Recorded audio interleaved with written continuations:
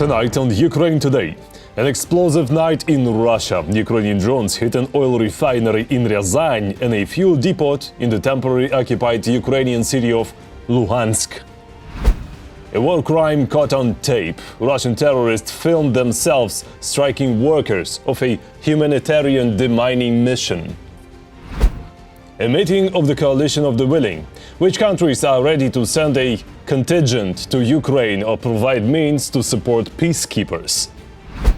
Fun diplomacy. What should we expect from the new conversation between President Trump and dictator Putin? Fight for Ireland's presidency? Conor McGregor has announced his intention to run for the office.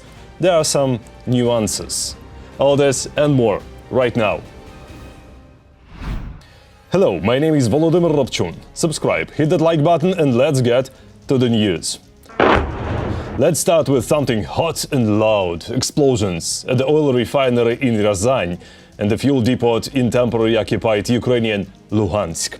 Both facilities supplied fuel and lubricants for the Russian army. In other words, absolutely legitimate targets.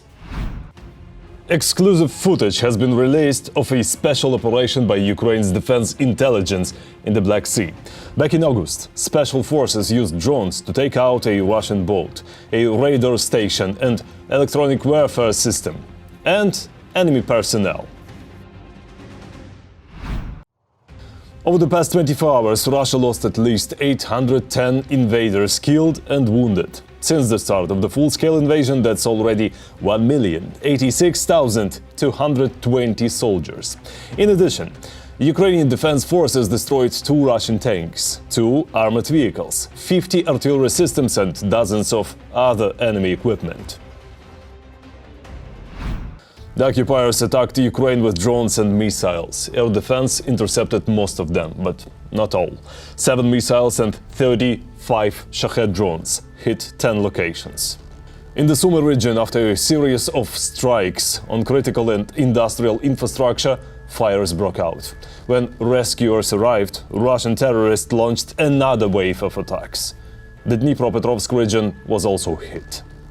Earlier, Russian occupiers struck a humanitarian demining mission working in the Chernihiv region. 2 civilians were killed, 5 more injured.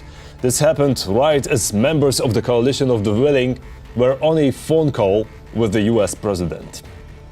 And terrorists themselves filmed this crime. Russia's so-called Ministry of Defense showed footage from a reconnaissance drone.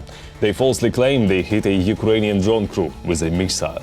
But the video shows no drones, only civilian white vehicles of the humanitarian demining mission.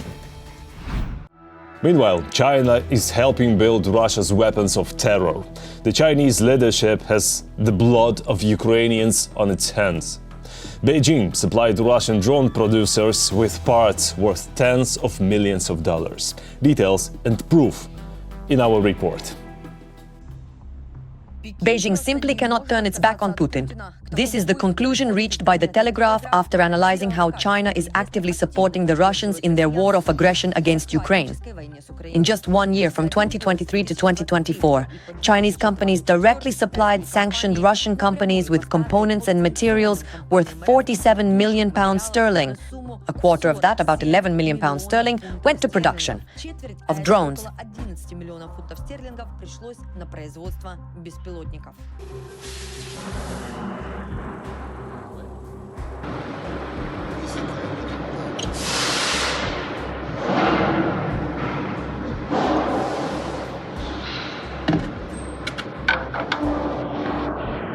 Serhiy Flash, a Ukrainian serviceman specializing in military communications, has already published dozens of photos of parts from China found in Kiev, from downed UAVs launched by the Russians.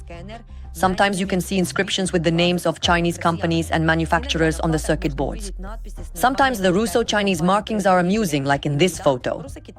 And recently, in the camera of a downed Gerber drone, the military even found a video from a Chinese factory where its operation was being tested. Journalists from The Telegraph, together with Sayari, a risk and data analytics company, studied global trade data, specifically China's exports to Russia. Investigators found 97 suppliers from China who sent components to the Russian defense industry. Among the top 5 recipients of aid from China were the Ural Civil Aviation Plant, Akhmetron, Putin Electronics Holding, as well as the company Radioline. In just 3 months of 2023, the Chinese company Ningbo Peak Cloud Import and Export sent aviation equipment and engines worth £3 million to Russia for the Ural Civil Aviation Plant, which is under sanctions for producing combat drones, including the Farpost used to track troop movements and strike critical infrastructure. The Russian drone Harpy, for example, is equipped with Chinese engines manufactured by Xiamen Limbach Aircraft Engine. Production rates have increased significantly. In the first half of 2024, more than 2,000 drones rolled off the assembly line. Harpy, whereas previously Russia produced about 2,500 drones in an entire year. Most of the Chinese goods go to the so-called Alabuga. This pseudo-free economic zone has repeatedly been the subject of investigations. It is here that Russians use low-paid, essentially child labor, and invite teenagers from Africa who end up working on the assembly line for deadly UAVs. Over the past 3 years, a single Russian company, Alabuga Fiber LS, has imported 3,000 tons of carbon fiber threads from China, worth £18.4 million sterling. The Russian firm Morgan LS imported goods from China worth almost £4.3 million for a drone manufacturing plant in the Alabuga Special Economic Zone. Among its largest suppliers is Suzhou Ekot, a company whose name was clearly visible on a guitar posted online by Ukraine's Deputy Foreign Minister Andriy Sybiha. According to the Center for Defense Reforms, Suzhou Ekot, which is under Ukrainian sanctions, supplied products worth £1.2 million sterling since it began deliveries to Russia in August 2024. Investigators are convinced that the figure of £47 million sterling does not come close to reflecting the depth of cooperation between China and Russia, since the countries do not always provide accurate information in their trade invoices. Most likely, this amount should be considered a minimum. Plus, we shouldn't forget about the vast land border between Russia and China, which stretches for more than 4,000 kilometers. Both Russians and Chinese have an excellent opportunity to profit from smuggling goods. Ukraine is fighting for freedom. Support independent Ukrainian journalism so we can keep telling the truth about Russia's war. Click the link in the description to become our sponsor. And now I will kindly ask you to subscribe to the channel, hit that like button and share this video so that as many people as possible can see it. Thank you and glory to Ukraine. Ukraine is building a layered system to counter enemy attack drones. Commander-in-Chief of the Armed Forces Alexander Syrsky said that recruitment is underway for interceptor drone crews and new regular units are being formed. In Paris, members of the Coalition of the Willing held a meeting. Representatives of 35 countries discussed ways to strengthen Ukraine's security on land, at sea, in the air and in cyberspace. 26 countries are ready to send a contingent to Ukraine or provide means to support peacekeepers. In the coming weeks, the USA's role in this process will be determined.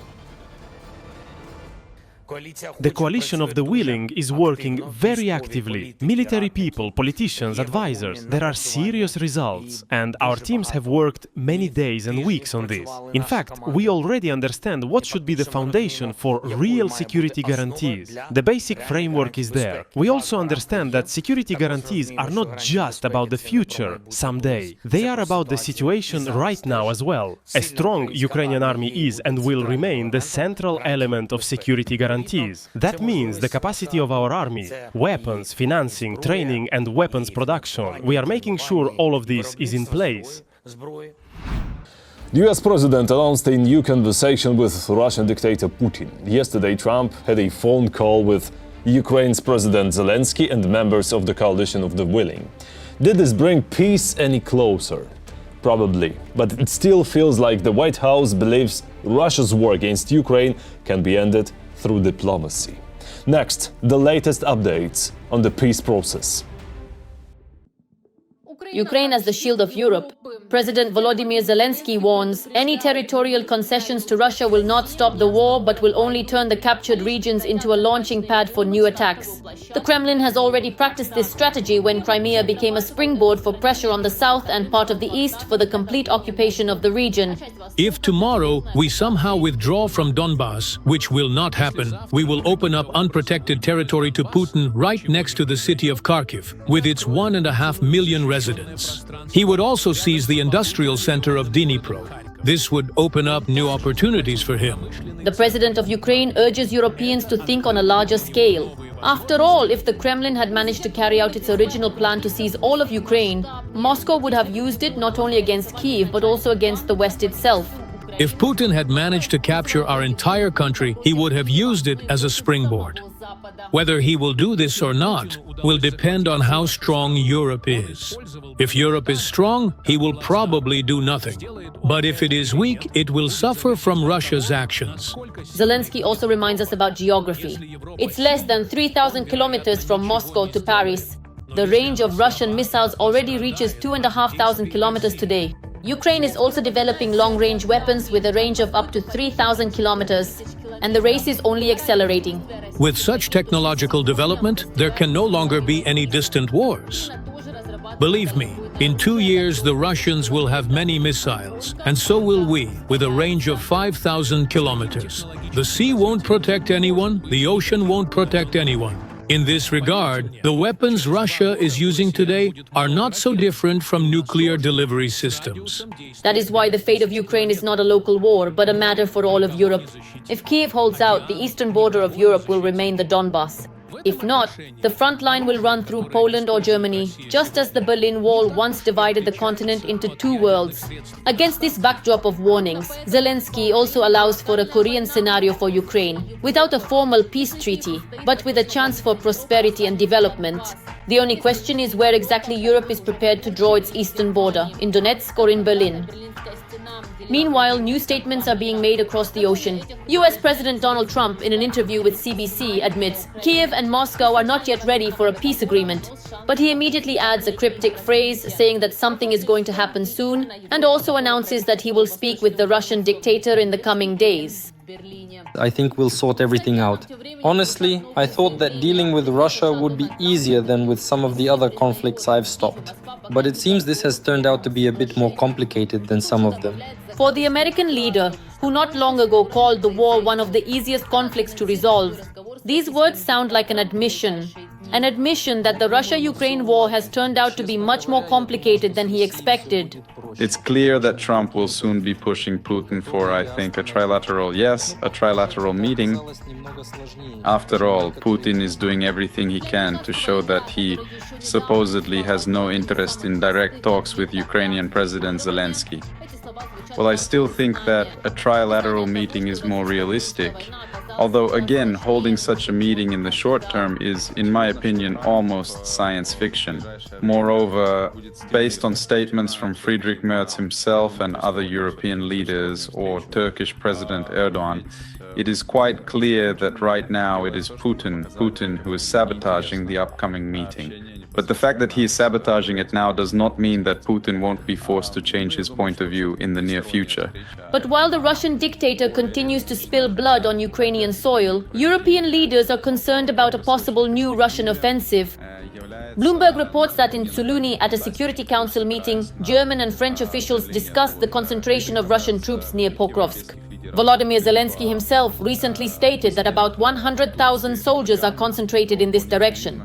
The capture of Pokrovsk would open the way to Kramatorsk and Sloviansk, key cities for controlling the entire Donetsk region. I don't understand what new offensive in the east the Western media are writing about, because there has only been one offensive and it has been steadily ongoing for over a year with varying phases of Russian activity. These phases depend on losses and reserves. Putin continues to pursue a strategy of dragging out the negotiation process. All the significant points he voiced directly at the recent press conference held in China were apparently intended to effectively dampen the enthusiasm of the broad coalition that is currently working on formulating a comprehensive final proposal for security guarantees for Ukraine. Nevertheless, what we are currently seeing now in the vibrant city of Paris, what we are indeed observing is that absolutely no one is even remotely considering slowing down the crucial and ongoing process of crystallizing robust and comprehensive security guarantees for our beloved country. And this profoundly shows that, in principle, we are consistently making small but still very real and tangible steps along the diplomatic track, moving steadily forward. Today, the choice is not only before Ukraine, but before the entire West as well. The decisions that will be made at future negotiations with Moscow will determine not only the fate of Ukraine, but also the security of all of Europe. Whether peace will be restored on Ukrainian soil or the war will spread further is a question to which no one yet has an answer. Every voice matters. Join our community, support independent journalism and help us bring you the truth from Ukraine. Become a member of Ukraine Today. Join us now. The United Kingdom has imposed sanctions against those involved in abducting, indoctrinizing and militarizing Ukrainian children. The list includes 8 individuals and 3 organizations linked to Russia. Details in our report. The United Kingdom has expanded its sanctions against Russia. Among others, the list includes Putin's pioneer movement, the so-called First Youth Movement, and the Akhmat Kadyrov Foundation, headed by the mother of the Chechen leader, Aymani. They say my mother was included in the sanctions. She only helps the poor, the needy, and those in need of assistance. And why was she sanctioned anyway? We'll impose sanctions against her. What kind of people are you? Are you even people or just rabble? If you don't lift the sanctions against my mother, I swear by the name of the Almighty, I will not let this go. She never took part in anything. She always stays at home. She doesn't sign a single document. She doesn't do anything political anywhere, not even for show.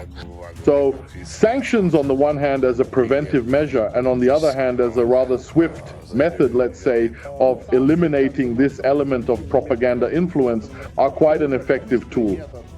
Previously, several countries had already imposed sanctions against Kadyrov's mother, since her foundation, which is supposed to help those in need, actually channels billions from donations to the war. Whatever I need, they provide for me. The Akhmat Kadyrov Foundation, which during the course of the special military operation has spent 42 billion rubles on it already. All I have to do is pick up the phone, call Ramzan Akhmatovich and tell him I need something. And by the next day, I already have it. And as for all the outcry in the liberal circles about this, saying, oh, his mother isn't a political figure, his mother doesn't sign anything, his mother has nothing to do with Kadyrov, his mother doesn't make any political statements. Well, she doesn't need to make any statements. She fulfills a symbolic role as the mother of Kadyrov, who is essentially Putin's appointee. In the region, because this organization, yes, the charitable foundation, serves exclusively Putin's interests, the interest of spreading the so-called Russian world. Kadyrov himself supposedly takes pride in the sanctions against his family and claims that they have no impact whatsoever. He even once put on a circus celebrating his world record for the number of sanctions imposed. The highest number of sanctions imposed on a person, their relatives and associates in the world, with a total of 68 sanctions. The record holder is Ramzan Akhmatovich Kadyrov. Today I'm very proud and happy. Another sanctioned organization, now the Movement of the First, under the guise of good deeds, is brainwashing stolen Ukrainian children, turning them into potential cannon fodder for Putin's army. And today I am announcing measures against those monsters who forcibly deported Ukrainian children and for the Kremlin's attempt to indoctrinate and militarize them. School children and students are being forcibly enrolled into the Movement of the First, which is why the number of Putin's pioneers is growing at a cosmic rate. The Movement of the First was founded quite recently, on your initiative, on the initiative of your peers, all in 2022. But since then it has gained truly great, grand, nationwide momentum. More than 11 million people are participating in this movement. Congratulations to you on this achievement. You have to agree it's very difficult to resist, for example, if these are children holding some kind of cultural mass event, say in a country of the European Union, some kind of pioneer organization, and through horizontal connections, for instance, they exchange with European countries for a while, staying with families. Well, let them, but again, not to Russia. It's clear that no one is going to come to Russia. But this movement exists in Europe. In the Russian-speaking countries of the Baltics, it is quite active. For example, there are many Russian schools with Russian language instruction in Bulgaria. So far, people are still fairly tolerant of this. In Romania as well, and in Moldova, which is not a member of the European Union, it has long been considered a Western country. On the temporarily occupied territories, the scale of propaganda is off the charts. The criminal authorities take pride in drawing as many children as possible into the real Putin cult. We will never part with Russia. No one will be able to stand in our way. This movement opens up all kinds of opportunities for our youth. From volunteering to scientific research, from military games to environmental projects, the first movement has gathered. Under its wing, it has brought together proactive, energetic, goal-oriented and creative young people.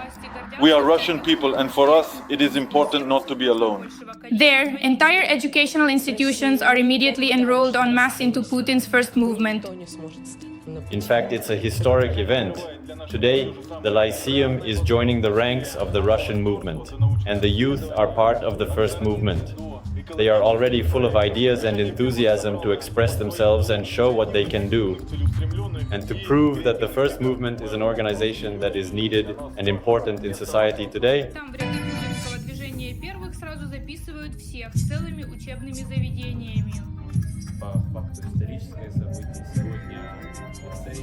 The Kremlin dictator, a true wolf in sheep's clothing, tells children lies about values that neither he nor his bloody regime have ever followed for a single day.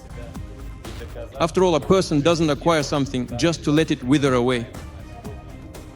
Do you know what the profound secret truly is? It's fundamentally about generously sharing everything you possess with other individuals. This involves actively helping others, genuinely supporting others, and truly uplifting them in every possible way.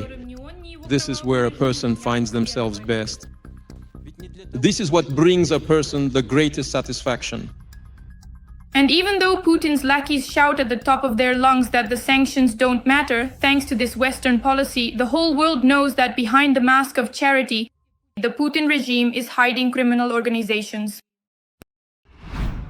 And finally, MMA fighter Conor McGregor has announced he plans to run for President of Ireland.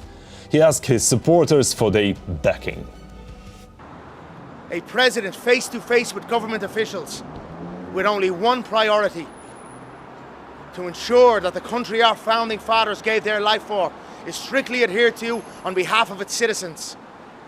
Ireland, under my tenure, the will of the people will be heard. Ireland, under my tenure, we will return important articles of our constitution prior, and thus again aligning with Padraig Pearse's proclamation, in that we declare the right of the people of Ireland to the ownership of Ireland. Of course, Ireland is a parliamentary republic where the president's role is mainly symbolic. But that's just a detail, right? That's all for today. Thanks for watching. Thank you for your support. Strength to Ukraine's defenders. Glory to Ukraine. Don't forget to like, subscribe, comment and share. See you next time.